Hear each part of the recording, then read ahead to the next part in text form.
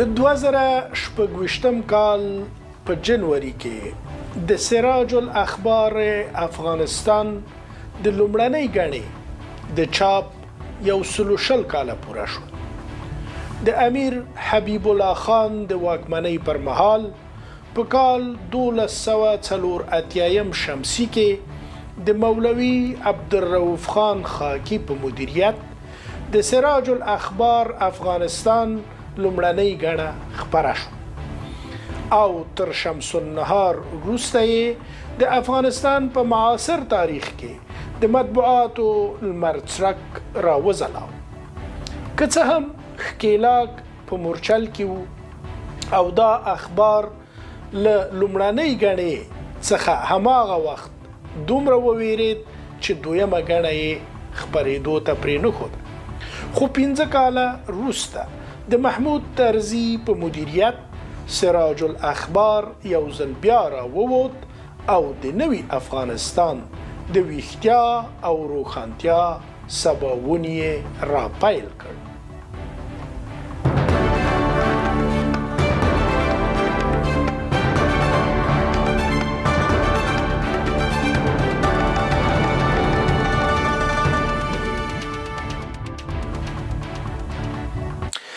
دا څه عجب دوران دی چې راغلی پر افغان دی، رنګارنګه ترقی دی. څه عجب محبوب دوران دی، وقت د علم و د هنر دی، بی قیمته رایگان دی. دا د سراج الاخبار د دویم دور په یوه غړه کې د مولوي صالح محمد د لومړي خپاره شوي پښتو شعر د پیل څو بیتونه دي چې په وطن کې د معارف، ترقی او پوهې د دوران د پیلېدو زیری ورکوي. د سراج الاخبار په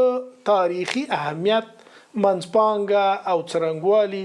ډیر بحثونه شوي دي، کتابونه پرې لیکل شوي دي. د دغه اخبار پر فاضل او د ملي تفکر خاوند چلوونکي علامه محمود طرزي هم غني لیکنې خپرې شوي او غونډې رابلل شوي دي. خو نوي افغان کړکېچ ځپلي نسل ته لا هم دا بشپړه روښانه شوې نه ده چې سراج الاخبار د معارف نهضت په سر کې د حبیبي لیسه، مشروطه نهضت او د دغه زمانې روښان فکرو لیکوالو او شاعرانو څنګه افغانستان له کلاسیک دوران څخه راویوست او د نوې زمانې په موډرن مزله را روان کړ. د افغانستان د خلکو په عامه ذهنیت روښانولو، ویښولو او له ژوند سره د مینې را پنځولو په هڅه کې دغه اخبار خورا اغیزناک. سراج الاخبار د ملت دولت جوړېدلو بنسټونو ته بڼه وبخله، د ملي ژبې پښتو ارزښت یې معرفي کړ او په افغانستان کې د لومړي ځل لپاره پښتو نظم و نثر رسنیز ډګر ته راویوست. که څه هم انګریزي ښکېلاک سخت وارخطا و او د تحجر، شاتګ پالنې، خرافاتو او تیاره ځواکونو په مرسته هره رڼا او مختګ تکفیرول، خو سراج الاخبار معارف او مشروطه غورځنګ د رڼا لپاره په جګړه بوخت ول او د پوهنې د تعمیم تلاش یې کاوه. د سراج الاخبار لیکوالو هڅه کوله ملت قانع کړي چې برېښنا، سړک، ښوونځی، روغتون، راډیو، قانون، مدني ازادي، د ښځو زده کړې او کار او ښاري ژوند کفر نه بلکې د انساني ژوند د شرایطو د ښه والي وسایل دي. د سراج الاخبار د شپږم کال د 20 غړې په یوه پښتو لیکنه کې لولو: د هر علم او فن ترقی هغه وخت کیږي چې ټول قوم په کمال توجه ورته متوجه سي. ای پښتنو ورونو، که غواړئ چې دین اسانه سي او علم او وطن مو ترقی وکي، پښتو ته ترقی ورکړئ چې ټول علوم پښتو سي او تعلیم یې آسانه سي. ترقی که د وطن غواړي افغانه ډیر کوښښ وکړه چې ټول علوم پښتو سي. د ژبې د علمي کېدو هڅه او ترقۍ ته د یوې شاته ساتل شوې ټولنې هڅول آسانه کار نه و. خو شپږ شلې کاله پخوا زموږ پلرونو او نیکونو دا هڅه په میړانه راپیل کړه. راځئ په دې اړه په پیل کې د ښاغلي نیازي جوړ کړی پیښلید وګورو او بیا به خپرونې ته راوګرځو. له نن څخه 120 کاله مخکې د افغانستان د مطبوعاتو په تاریخ کې د پام وړ پیل شوی و چې وروسته د روښانفکرۍ د نهضت بنسټ شو. سراج الاخبار د لومړي ځل لپاره چاپ او په دې سره د فکري ویښتیا، سیاسي شعور، ټولنیزو اصلاحاتو او ازادۍ غوښتنې دروازه پرانیستل شوه. سراج الاخبار جریده د 20مې پیړۍ په پیل کې په داسې وخت کې خپاره شوه چې افغانستان د سیاسي، کلتوري او تعلیمي بدلونونو له امله له سختو ننګونو سره مخ وه. دا جریده د امیر حبیب الله خان د واکمنۍ پر مهال په 1284 کې پیل شوه، خو ژر د انګریزانو تر فشار لاندې خپرونې بندې شوې. لومړۍ ګڼه 26 مخه وه چې بېلابېل موضوعات پکې ځای پر ځای شوي وه. خو د لومړۍ ګڼې له خپرېدو وروسته د دې جریدې دویمه ګڼه خپره نه شوه. خو د هغه وخت ازادۍ غوښتونکي ځوانان په شا نه شول او خپلې هڅې روانې وساتلې. بالاخره 6 کاله وروسته محمود طرزي یو ځل بیا د دې جریدې د نشر لړۍ پیل کړه. په دې ټولو هڅو کې محمود طرزي اساسي رول درلود. طرزي د عصري فکر، ژورنالیزم او ملي ویښتیا له مخکښانو څخه دی چې د سراج الاخبار له لارې د خپلواکۍ، زده کړو، د نړۍ له پرمختګونو سره د افغانستان نښلولو مفکوره خپروله. طرزي نه یوازې ښه مدیر و بلکې یو فکري رهبر هم و چې د یوې نوې سیاسي او کلتوري دورې بنسټ یې کېښود. سراج الاخبار د افغانستان د عصري حکومت د بنسټونو په فکري جوړښت کې مهم رول ولوباوه او دې جریدې د ملت او دولت مفهوم ته وده ورکړه. د قانون حاکمیت، ملي حاکمیت او نړیوال سیاست په اهمیت یې ټینګار کاوه چې د همدې فکري فضا له لارې اصلاحاتو ته لار برابره شوه چې وروسته د اماني دورې په بدلونونو کې څرګندې پایلې ولیدل شوې. په داسې حال کې چې د سراج الاخبار له لومړۍ ګڼې 120 کاله تیریږي، نن هم د افغانستان د مطبوعاتو په تاریخ کې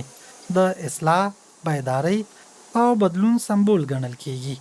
چې د اصلاحاتو، شعور، ملي هویت او عصري دولت جوړونې بنسټ یې کېښود. روح الامین نیازی، لندن.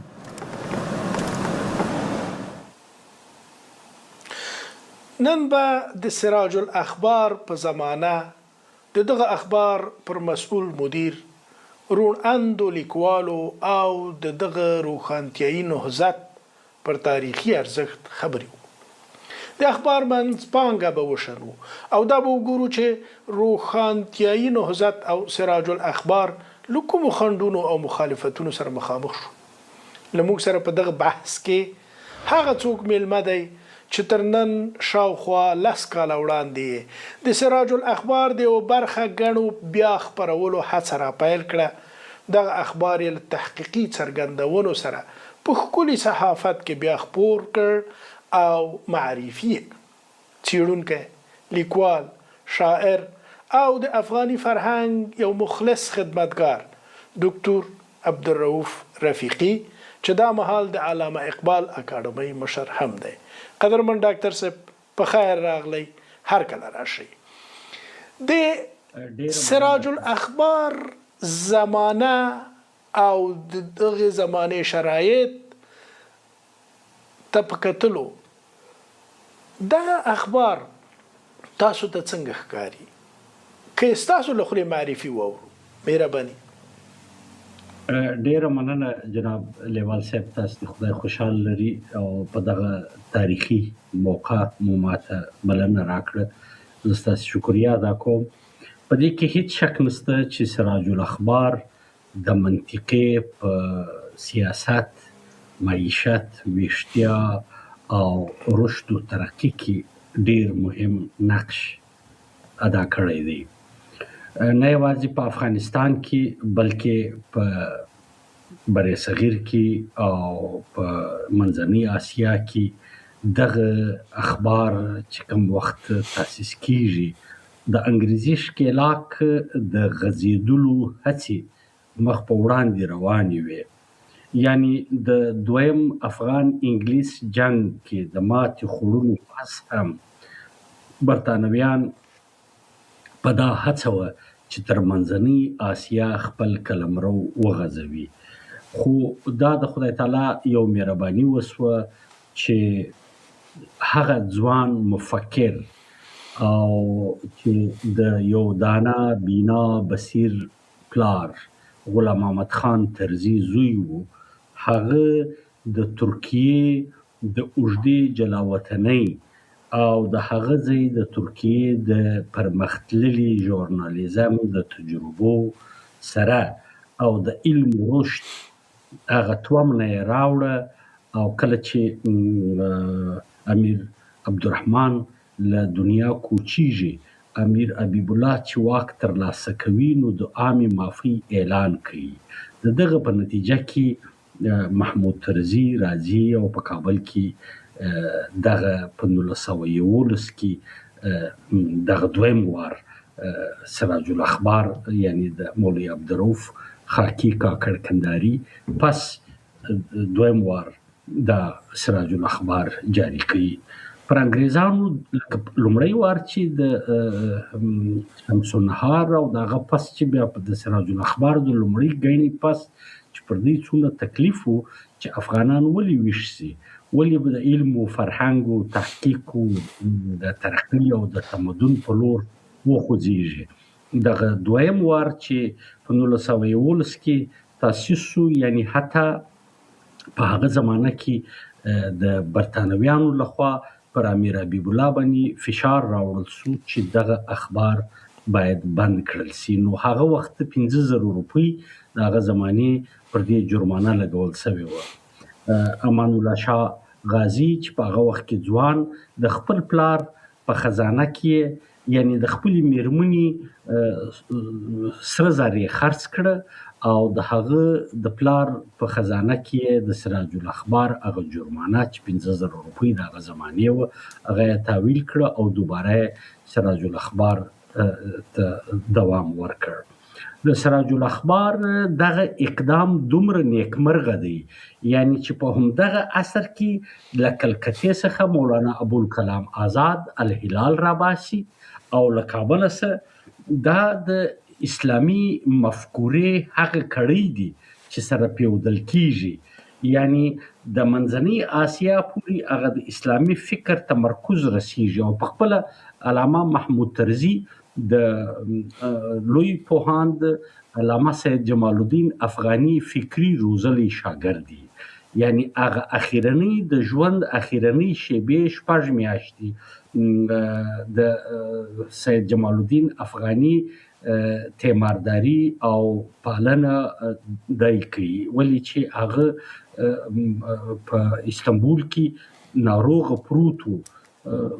کتونکو ته به ډیره ښه معلومه وي چې سید جمال الدین افغاني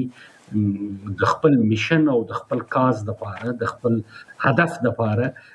د خپل خانګي ژوند ټولو قربان کړی و او حتی واده یې هم نه و کړی،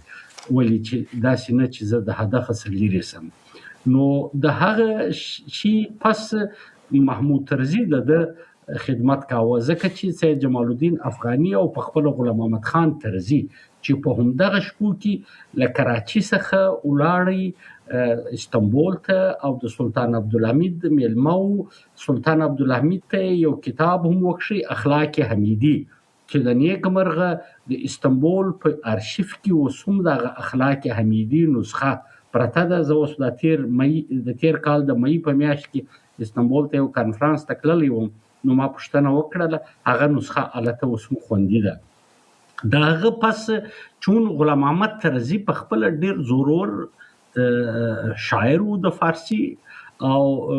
ډیر په دقیق نظر یې درلودي. یو خو په هغه زمانه کې چې د کله 2 کاله په کراچي کې مهاجرت تیر کړي د امیر عبدالرحمن په تبعید چې دلته دی راغلی وو، نو دغه زوی یې تر لاس ونیوی، د ټول هند سیاحت یې په وکړ. یعنی هغه وخت د هند د تمدني ژوند څرک په دې کې رالی. له هغه پس چې دی وپوهېدی چې انګریزان زما د دلته شتونه څخه سوی استفاده کوي، نو بیا یې د یو مسلمان مملکت د څخه پناه وغوښتله، ولاړی د سلطان عبدالحمید میلمه شو. په هغه وخت کې په خلافت عثمانیه کې دغه موجوده سوریه او دغه ټول عرب ممالک چې دي دا ټول شامل و. نو غلام محمد خان طرزي ته په دمشق کې کور ورکړ او په خپل سید صاحب چې په استنبول کې ناروغ پروت، نو دا غلام محمد طرزي د خپل رنځور آشنای سید جمال الدین افغاني د خدمتګزارۍ لپاره خپل ځوان زوی محمود طرزي موظف کړي چې د استنبول ته ورسي د خدمت وکړي. سید جمال الدین افغاني د خپل بصیرت، صلاحیت، د العروة الوثقا هغه نیمګړي ارمانونه چې د په سینه کې پراته وه او د اسلامي یووالي او د وحدت او د شرق د راویښېدلو چې کوم نیمګړي ارمانونه پاته وو په سینه کې، د دې ځوان وسیلې ته ور منتقل کېدل پیل کړه. هغه و چې کله امیر عبدالرحمن وفات سید صاحب هم وفات شو، بیا وروسته چې هغه وفات شو غلام محمد خان طرزي وفات شوی و او عبدالرحمن خان هم چې وفات شو، امیر حبیب الله چې د عامې معافۍ اعلان وکړي، نو دی رالی کابل ته او بیا د دربار سره شروع کړ. ډیرو خلکو په هغه وخت کې پیغورونه ورکول چې پلار دې په جلا وطني کې مړ شو، ته ولاړې درباري شوې. خو د یو غټ هدف په مخ کې و. د هغه هدف دپاره د خپلو 2 لوڼو قرباني ورکړه. یوه یې امان الله شاه غازي سره عقد، یوه یې عنایت الله خان ته واده شوه. پر عنایت الله خان چې کار وکړي په هغه کې داسې خاص برش نه و، خو په غازي امان الله خان کې داسې یو ولوله، نو د فکري د هغه روزنه وکړه او دغه سراج الاخبار د مطالبو څه چې موږ هغه وخت ورته ګورو، یعنی دا یو ډېر لوی بدلون دی چې دلته د کلکتې څخه الهلال د الهلال مشمولات چې موږ ګورو او دلته د افغانستان څخه د کابل څخه چې موږ د سراج الاخبار څرک وینو، دا د یو ډېر روښانه راتلونکي یو ابتدایه وه، یو تمهیدي کار و چې دغه زموږ فکرونو تایه ورته جوړه کړه. ډیره مننه ډاکټر صاحب. ستاسو د همدې خبرو په دوام تاسو په دغه اخبار باندې تحقیق کړی دی، د غیر د محمود طرزي نه د ده ترڅنګ کوم مهم روښانفکره لیکوال را معرفي کولی شي چې په مجموع کې هم د حبیبي لیسي د نهضت، هم د مشروطه نهضت او هم د معارف په نهضت کې او هم بیا د افغانستان د استقلال غوښتنې په نهضت کې او هم په هغو اصلاحاتو کې چې بیا وروسته د اماني دورې پر مهال رامنځته شول، د موډرنیټۍ خواته د تللو، چې په دې کې له محمود طرزي سره او د سراج الاخبار له ټیم سره ملګري وو. نور شخصیتونه څوک دي؟ په دې کې رقم خلک دي. یو خو دغه داسې یو حساسه دوره ده چې په 1911 کې محمود طرزي دوباره د سراج الاخبار تعداو ویږدي. په 1915 کې په 2 دسمبر 1915 کې المان او استرالیا د برتانوي ضد یو داسې حکمت عملی جوړي چې په کابل کې د هند موقت حکومت اعلانوي. یعنی دلته د سراج الاخبار په مشمولاتو کې چې موږ ګورو د علامه محمود طرزي شی لاس، موږ عبدالهادي خان داوی وینو. عبدالهادي داوی په خپله د فارسی او د پښتو یو تکړه لیکوال، نثار او شاعر دی، خو د دې ترڅنګ په معاصرو حالاتو چون هغه په بیلو مملکتونو کې سفیر پاتې شوی دی، د هغه هیوادونو علمي رشد او پوهه درکړې ده او هغه حالات دلته څېړي. په اداره تحریر کې محمود طرزي سره دغه چې دی عبدالهادي خان دا وایي د سره اوژه په اوژه خو دغه هند چې کوم منورین تللي دي لکه مولانا عنایت الله بوپالي چې دغه د هند د موقت حکومت د کابینې غړی وو، دغه حکومت مشر چې وو ډاکټر رابیندرا پرتاب او له هغه سره بیا د دیوبند څخه شیخ الهند د مسلمانانو د احیا او د تشخص لپاره چې په دغه حکومت کې باید چې مسلمانانو ته هم خپل په هند کې یوازې هندوان نه دي بلکې مسلمانان دي چې هغه جلا فقه ده، جلا عقیده ده، جلا قانون دي. نو مولانا عبید الله سیندی صاحب ورواستاوه د دغه سراج الاخبار په محتوا کې په فکری لحاظ موږ د دې منورینو او بالخصوص دغه د حبیبیه لیسې چې کوم استادان و چې په هغه کې زیاتره د هند سره تړلي منورین و لکه محمد میا قصوري صاحب او مولوي عبدالله او جناب علي او په خپل مولوي محمد حسین چې د جالندر اورمړ پښتون او هغه د حبیب الله په قید کې هم وخت تیر کړی وو. بیا وروسته چې امان الله خان کله واک ترلاسه کړي نو هغه د معارف رئیس جوړ کړي مولوي محمد حسین. دغه یو شمیر خلک و هغه د برتانوي ښکېلاک د ضد څخه د وتلو دپاره زه د سراج الاخبار و نهضت د استقلال او ابتدایه تمهید په نظر ورته ګورم چې دا هغه دیباچه لیکل کېدل، دا خلک ذهني طور راپورته کېدل. د همدغه درک په وجه برطانیې ته تشویش پیښ شو چې دغه افغانان که د علم او د آهنګ او د فرهنګ او د رشد او د ترقۍ سره بلد شو بیا به زموږ تر څاپېړه نسي لاندې. په شجاعت خو په دواړو جنګونو کې په لومړي او په دویم جنګ کې دوی ماتې خوړلې وه خو دوی ویل چې دغه د دوی د سواد کچه راپورته نشي، دوی هغه ته را د لوږو د توندو د بېبختیو د دې سره مخ پاتې شي. نو د دې په نتیجه کې یعنی داسې دلته بیا د منطقي مسلمانان چې و بالخصوص د هند مسلمانان دا هم د انګریزي ښکېلاک څخه برای راست متاثره وه چې د هغه په نتیجه کې دوی د سراج الاخبار و مطالعې ته داسې یو دوام ورکړی و چې شپې به پر ګوتو شمارلې او حتی دوی هلته انګریزانو د منځنۍ اسیا ته سراج الاخبار نه پرېښو، دلته و هند ته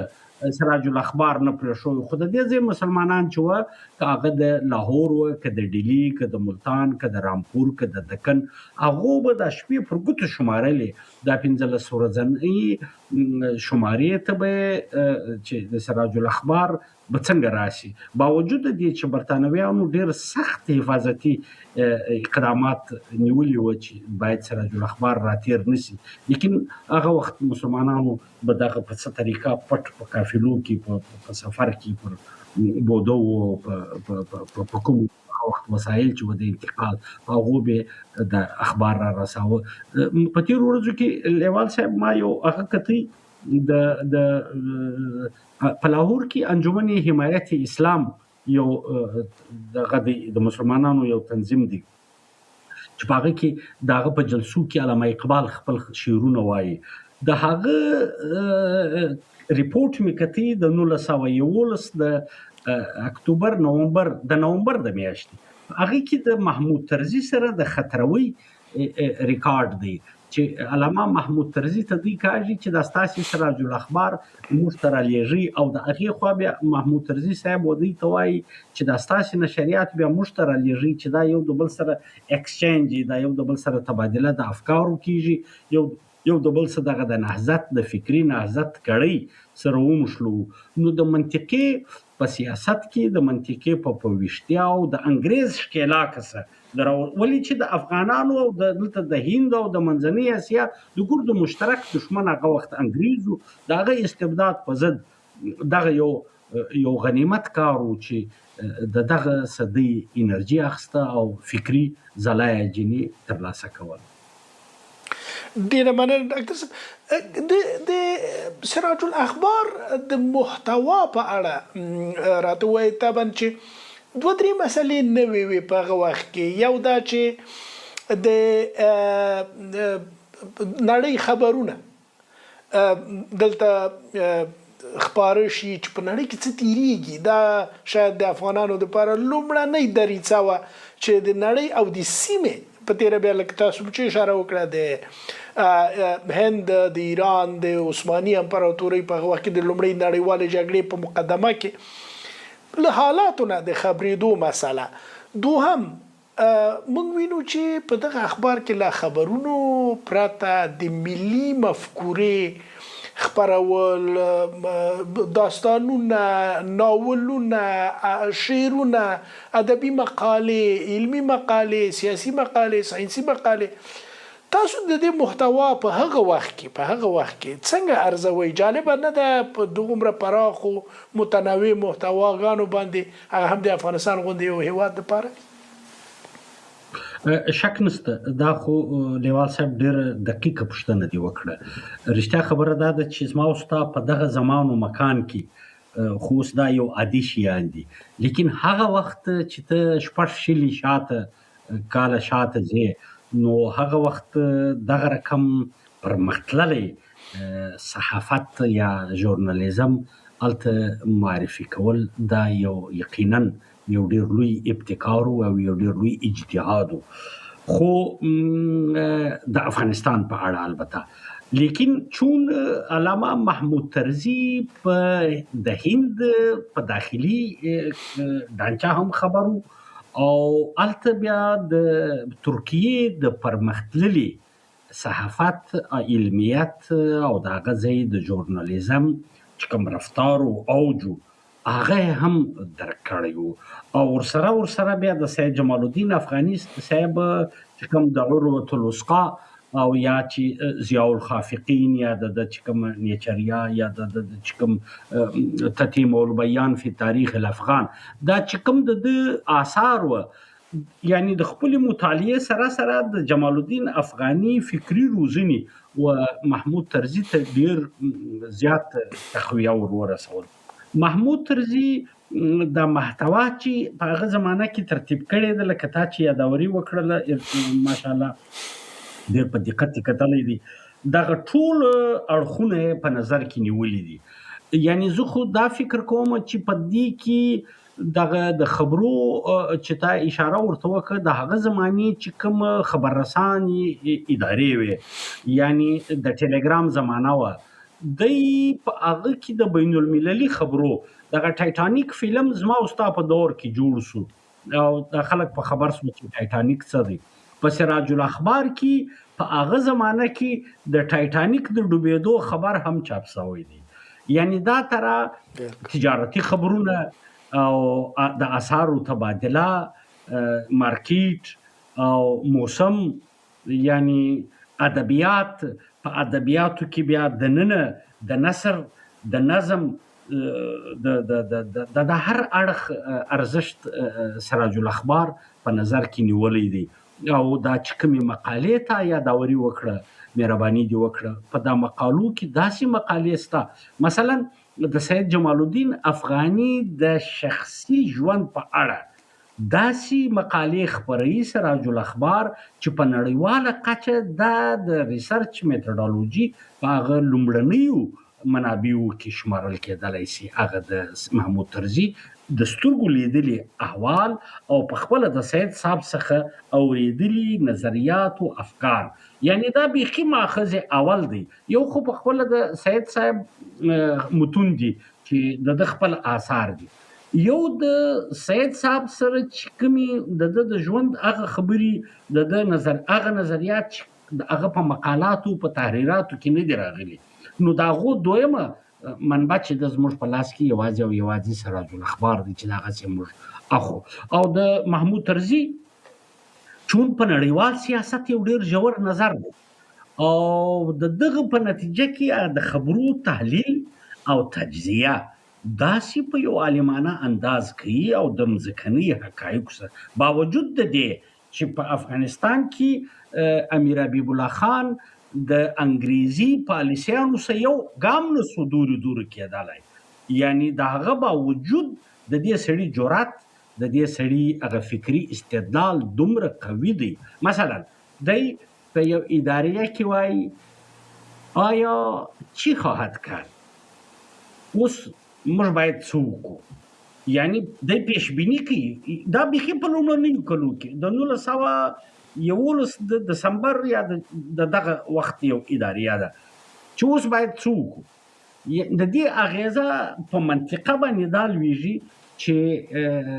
حضرت علامه اقبال په 1916 کې خپل مشهوره مثنوي پس چه باید کرد ای اقوام شرق دا ترجمه، خو هغه فکري منبع چې ده هغه د رڼا څرک سراج الاخبار ټاکي او د هغه ځای څخه د فیوزات، د انوارات، د ازادۍ امید چې د هند مسلمانان هم د هغه څخه د امید کار اخی، د منځنۍ آسیا، د بخارا او د منطقې نور ممالک هم د هغه څخه فکري توان ترلاسه کوي. نو دا د محمود طرزي هغه بصیرت او صلاحیت دی او چې د هغه په نتیجه کې د ادبیاتو په انتخاب کې د څونه معیار دی چې د هرې حوالې سره د فارسي غزلیاتو او په دې کې بیخي ډېر کلامونه په خپله د طرزي صاحب دي چې سړی فکر کوي چې یعنی د پلار رنګ دی هم د پلار خې مردف دیوان هم چاپ شوی دی، لیکن د خپل شعري قریحه هم دغه مضبوطه او پیاوړې ده او ورسره بیا داسې یو ډېر ښه ټیم خدای په لاس ورکړی دی لکه د محرر چې دی د سراج الاخبار د ادارې عبدالهادي خان دا وایي چې یعنی هغه په 1923 کې هغه چاپیږي پیام مشرق د علامه اقبال په امان افغان جریده کې د پیام مشرق د علامه اقبال د پیام مشرق یو سیریز د تبصرو شروع کړي. د دې معنی دا ده چې د هغه سړي اکیډمیک بنیاد دومره زورور دی، د جنبه دومره پخه ده که څه هم تر محمود طرزي په سین کې ډېر کشر دی، لیکن په علمي لحاظ لکه د سید جمال الدین افغاني چې د محمود طرزي فکري روزنه کړې وه، دغه طرح د عبدالهادي خان داوي مرحوم فکري روزنه محمود طرزي کړې وه چې د هغه په نتیجه کې د هغه ویژن او دیدګاه ډېره پراخه وه. ډیره مننه. تاسو د امان افغان یادونه وکړه. د سراج الاخبار د بنسټ یا پر دې تهداب چې وروسته کوم مطبوعاتي میراث را حسکیږي دا ډیره مهمه ده، خصوصا د استقلال تر ګټلو وروسته او د اعلیحضرت امان الله شاه غازي تر واکمنۍ وروسته سراج الاخبار نوي رسنۍ هم رامنځته کوي یا کوم زیږي لکه امان افغان، ارشاد النسوان، ارشاد الاطفال او مثلا د باچا خان د ذکر لمخې چې د پښتون رسالې تر تاثیر لاندې دلته هڅه وشوه چې د پښتنو غږ په نامه یو سلسله شروع شي د جریدې، حتی وروسته تر انیس پورې او بیا هلته د ویښو زلمیانو تر خپرونو پورې او د انجمن ادبي کابل تر جوړېدو پورې سراج الاخبار آیا دومره اغیزمن او اغیزناک اخبارو د همدې لپاره موږ فکر کوو چې دا یوازې یو اخبار نه بلکې یو روښان فکري نهضت دی. د دغه میراث په اړه چې کوم تړاوونه لري له سراج الاخبار سره او څه راته ووایي ډاکټر صاحب؟ لیوال صاحب لومړی خو زه دا ووایم دا د سراج الاخبار په نامه په خپله د سراج الاخبار په نامه دلته په هغه زمانه کې د پنجاب یو ښار دی جلالپور جټان، د جلالپور جټان څخه هم یو اخبار راوتلی و او هغه هم سراج الاخبار نومیده، لیکن موږ چې هغه البته کوچنی اخبار و، موږ چې کله د سراج الاخبار هغه ارزښت او هغه د هغه فکري بنسټ ګورو او دلته موږ د منطقې د ژورنالیزم چې کوم معیارات و د هغه سره تلو یعنی موږ په دې نتیجه رسیږو چې د هغه زمانه کې چې په هند کې د صحافت د چاپولو او د دې مواقع بیخي اسانه وي. مثلا د مولانا ابوالکلام آزاد الهلال جریده په ټایپ باندې او د سراج الاخبار په کتابت باندې ده. هغه زمانه کې د اردو ټایپ جوړ شوی دی، خو سراج الاخبار په کتابت باندې مولانا جعفر یو څوک دی، هغه ډېر ښه خطاط دی، کله کله په خط شکسته او کله کله د فارسي په نستعلیق باندې ډېر ښه لیکي. خو د هند چې کوم اخبارات وو په هغه کې یو مثبت دغه لږ د هغه د سراج الاخبار په پرتله دا و چې دلته عکسونه هم مثلا چاپیږي. د بلقان په جنگ کې یو غازیه ده فاطمه بنت عبدالله چې هغه د مجاهدینو ته عبور کوي او بیا شهیدیږي او بیا علامه اقبال په هغه باندې یو ډېر لوی نظم هم لیکلی دی. اوس په سراج الاخبار کې د فوټو چاپېدلو د عکس چاپېدلو زمینه نه ده مساعده. په الهلال کې د فاطمه بنت عبدالله عکس چاپ. اوس دغه ترا د مات په خپل هغه وخت اغیزه د دې کتاب د سراج الاخبار باندې د کار کولو فکر و اندیشنه را پیدا شو کله چې ما د ابوالکلام آزاد د الهلال ریپرینټ ولیدی او د هغه دوباره چاپ شوی و. خدا متاسفانه باید سراج الاخبار پورا 8 کال سره منظم، ما خو د یو کال د لومړي کال یو کلیکشن زموږ یو آشنا دی حسن آغا خو نه لري، هغه په ذریعه ماته د سراج الاخبار د لومړي کال لومړی کلیکشن راورسېدی، ما کار پر وکړي. زه لیوال صاحب دا ضرورت بولم د ستا سوالونه په خپل هر موضوع د دکتورا د تحقیق اړتیا لري چې د سراج الاخبار محتوا په هغه باندې یو پوره د ډیزرټیشن د دکتورا باید ولیکل شي. د سراج الاخبار منظومه برخه، د سراج الاخبار د ماشومانو برخه، د ښځینو برخه، د ساینسي خبرو، د معاشي خبرو، د مختلفو خبرو د نوعیتونو څېړنه وشي. یعنی دا په دغه یو د 8 کاله او هغه شرایط چې وی خواته د انګریزي استبداد دغه شیان باید چې موږ درک کړو. په هر شي کې موږ د یو حقیقت پر بنیاد دغه شي ځلونه وکړو چې یوازې مبالغه رئیس هم کار نه واخلو چې زما دی نو شاغلی دی، نه په دې وجه شاغلی دی چې هغه جسټیفاید کیس دی منظم چې هغه په هغه سختو شرایطو کې داسې او پر پښو ولاړ او په بین المللي سټینډرډ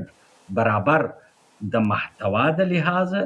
او د ثابت قدمۍ چې مسلسل هر 15 ورځې بعد او بیا په هغه کې محمود طرزي او کار دا کړی دی چې د هر کال منظم جلدونه جوړي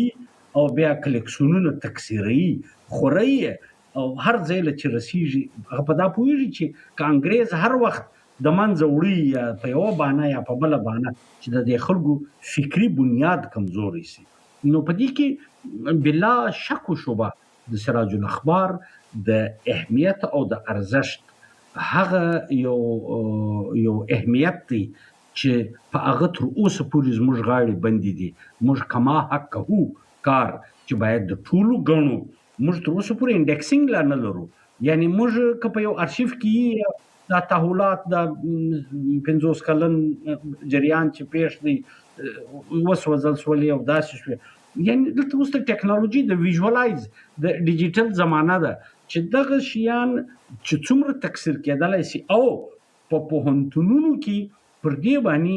د لوړو زده کړو لپاره بیخي ډېر مواد شته، نه یوازې د ژورنالیزم په څانګه کې بلکې د دیني زده کړو په بنسټ کې د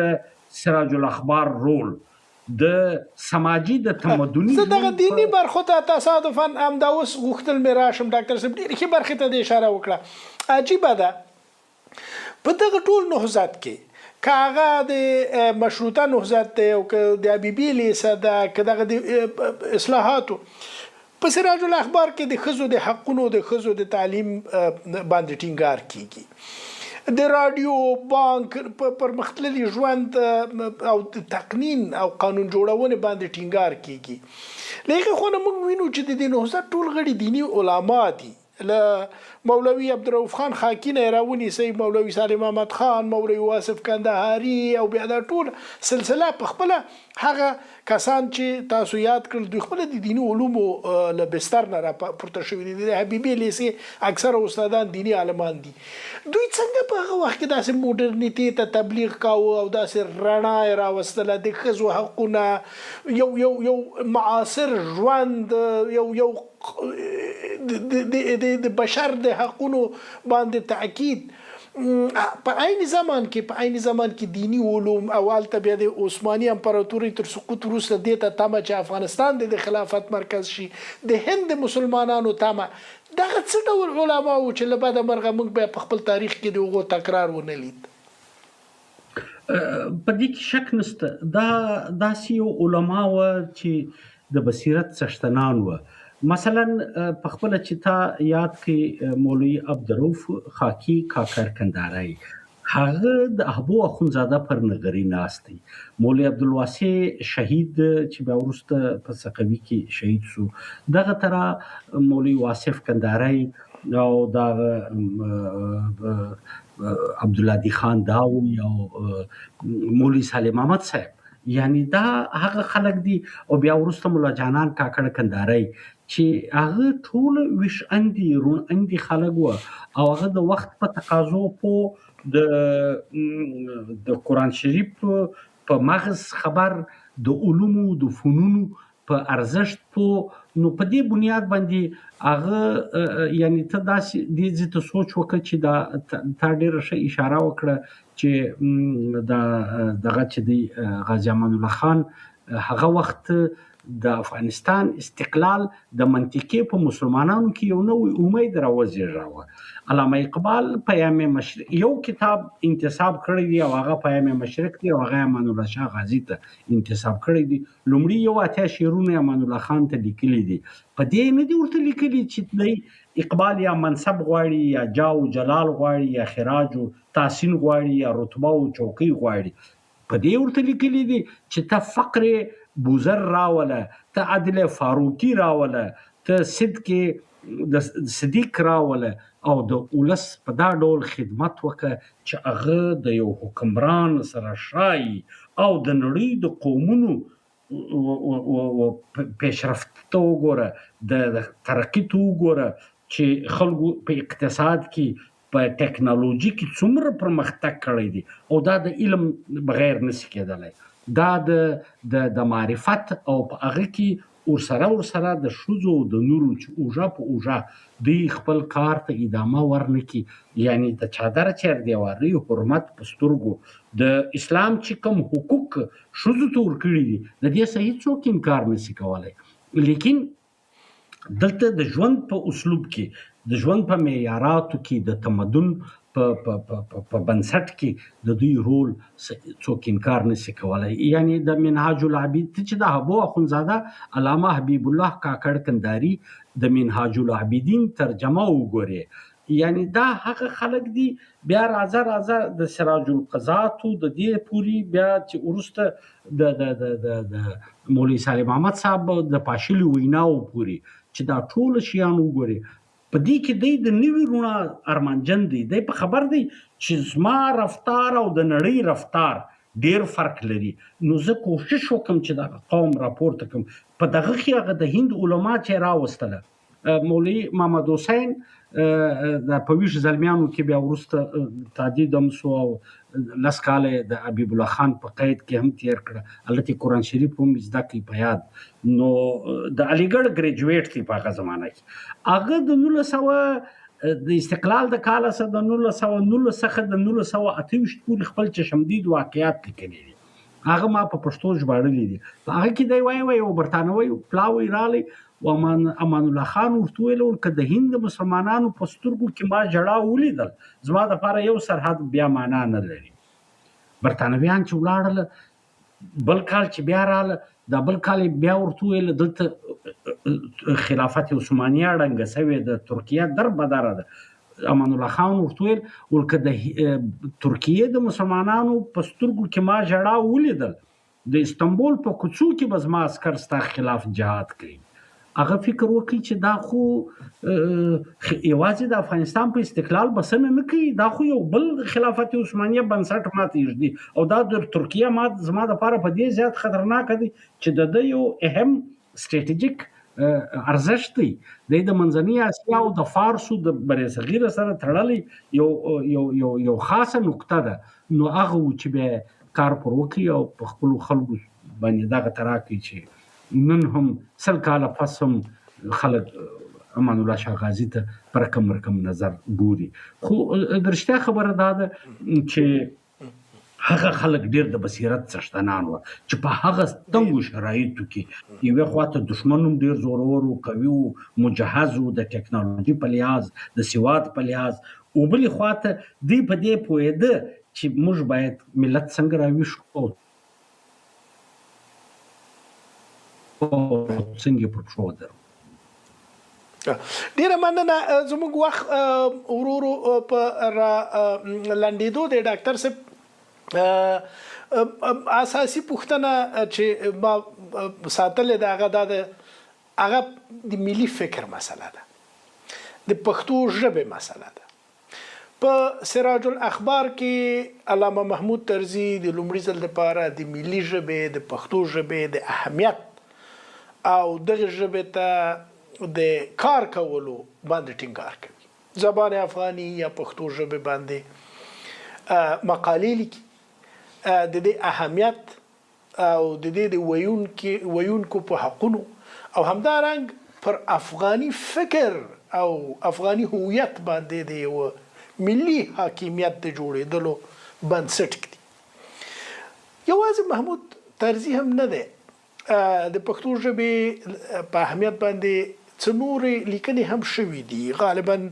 د الف میم په نامه هم یو چا په دې ټینګار کړی او ډېره اوږده لیکنه یې لیکلې که سره دی چې لیکنه په فارسي ده خو د افغاني یا پښتو ژبې د پیاوړتیا دپاره پکې تجاویز شته او په دې توګه موږ وینو چې پښتو شعرونو چاپېدل او بیا وروسته د پښتو نثر چاپېدل چې ما یوه برخه ولوستله او دا په افغانستان کې د رسنیو مطبوعاتو ته د پښتو ژبې ورننوتل هم له سراج الاخبار نه پیلېږي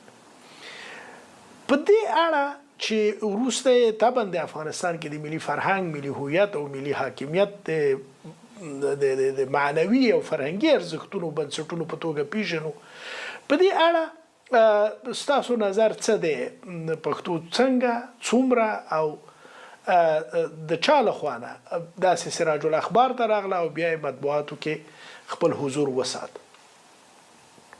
خبره داسې ده چې د پښتو ژبې له ارزښت څخه څوک انکار نشي کولی یوې خواته چې د دې ژبې ریښه څومره لرغونې ده څومره پخواني ده هغه خو بیا ځان ته یو اوږد ژبنی بحث دی او بلې خواته د دې ویونکي چې دي په دې منطقه کې چې دغه د حکمران پاته شوي دي دغه چې کوم د پښتنو تاریخي سابقه ده دغه د لودیانو د سوریانو د خلجانو د درانیانو د ټولو د پښتو ژبې چې کوم سیاسي ارزښت دی او د هغه منطقوي ارزښت دی او د دې خلکو چې کوم بلکې زه به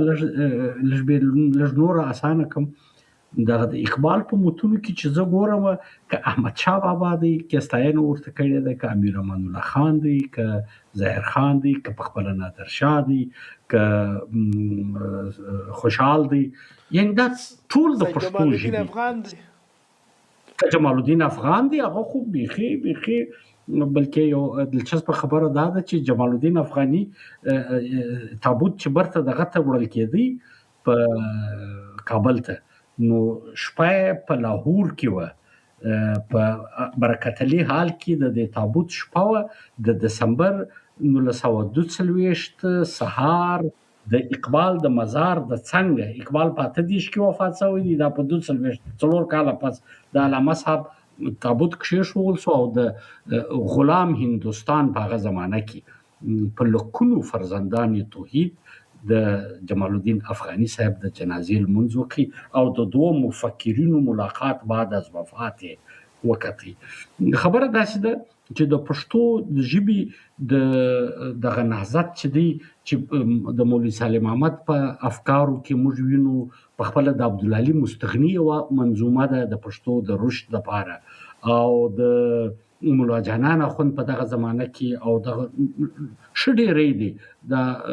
دا چې د پښتو ژبې د پایښت لپاره دی، بلکې په هغه زمانه کې چې بیا وروسته په کندهار کې انجمن پښتو جوړیږي.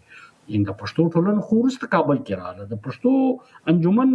د تاسیس په نتیجه کې چې بیا سراج دغه طلوع افغان راځي،